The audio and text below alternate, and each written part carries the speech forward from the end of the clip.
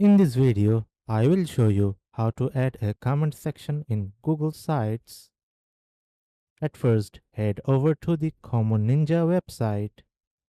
The link will be given in the description. After you have created your comments widget, go to Common Ninja dashboard. Find the comments widget you want to use. Click on the Add to Website button. Copy the widget ID or the embed code provided. Now, open your Google Sites project.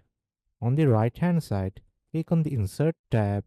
Inside the Insert tab, select the option labeled Embed.